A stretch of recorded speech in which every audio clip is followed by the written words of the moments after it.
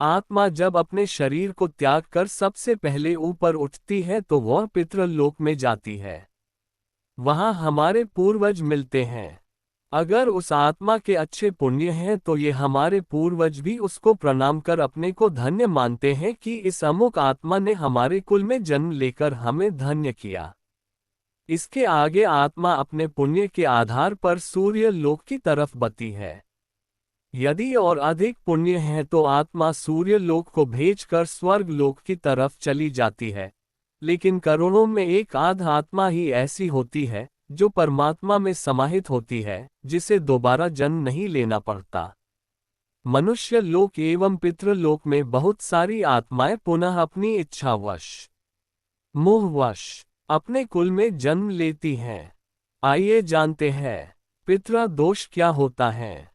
हमारे यही पूर्वज सूक्ष्म व्यापक शरीर से अपने परिवार को जब देखते हैं और महसूस करते हैं कि हमारे परिवार के लोग न तो हमारे प्रति श्रद्धा रखते हैं और न ही इन्हें कोई प्यार या स्नेह है, न ही किसी भी अवसर पर ये हमको याद करते हैं, न ही अपने ऋण चुकाने का प्रयास ही करते हैं, तो ये आत्माएं दुखी होकर अपने वंशजों को श्राप दे देती हैं, जिससे पितृदोष कहा जाता है।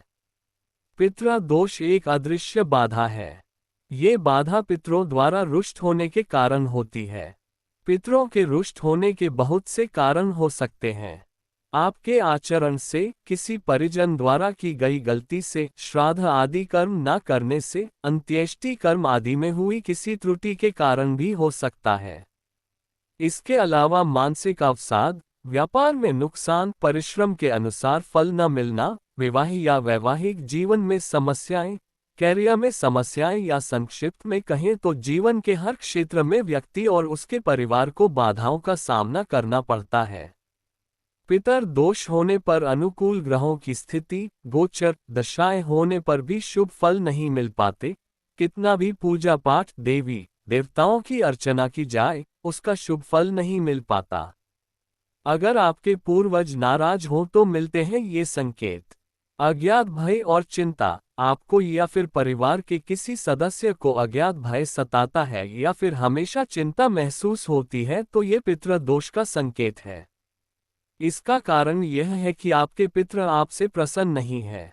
दुर्गंध या बदबू आना, साफ सफाई के बाद भी यदि घर से बदबू आए और यह पता न चले कि आखिर बदबू कहाँ से आ रही है तो यह नाराज पितरों के संकेत हो सकते हैं।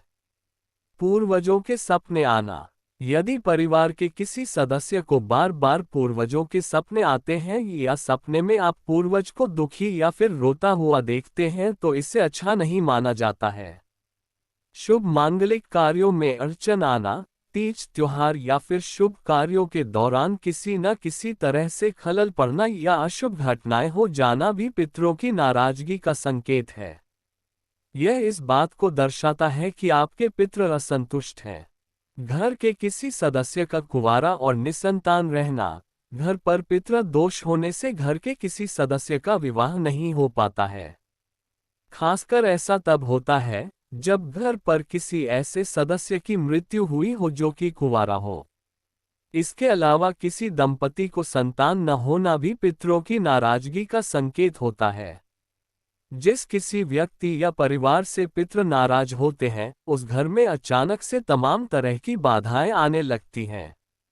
उस घर से जुड़े लोगों के प्रत्येक काम में अड़चनें आती हैं और उनके बने बनाए काम भी बिगड़ने लगते हैं। पितृ दोष की शांति के उपाय: 1. पिंड दान, ब्राह्मण को गोदान, कुआं, बावड़ी, तालाब आदि बनवाना, मंदिर प्रांगण में पीपल, बरगद आदि देव वृक्ष लगवाना एवं विष्णु मंत्रों का जाप आदि करना। प्रेत श्राप को दूर करने के लिए श्रीमद्भागवत का पाठ करना चाहिए।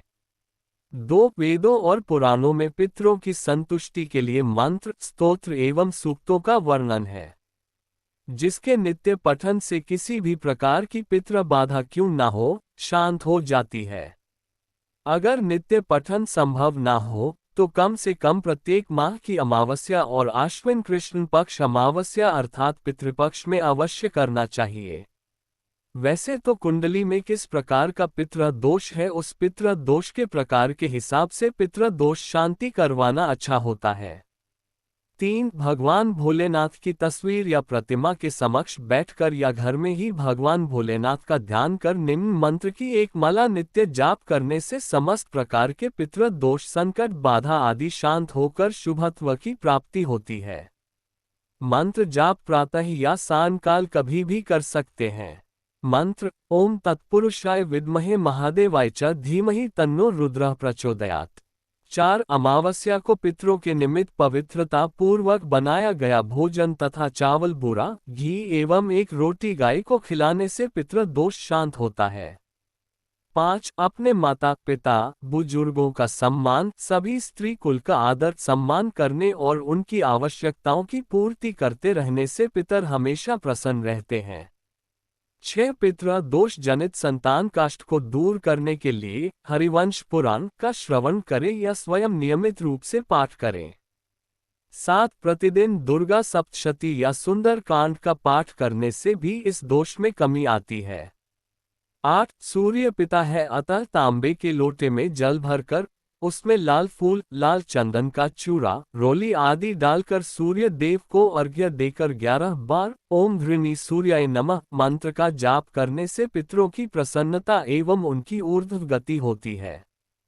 9. अमावस्या वाले दिन अवश्य अपने पूर्वजों के नाम दुग्ध, चीनी, सफेद कपा, दक्षिणा आदि किसी मंदिर में अथवा किसी योग्य ब्राह्मण को दान करना चाहिए। 10. पितृ पक्ष में पीपल की परिक्रमा अवश्य करें। अगर 108 परिक्रमा लगाई जाए तो पितृ दोष अवश्य दूर होगा।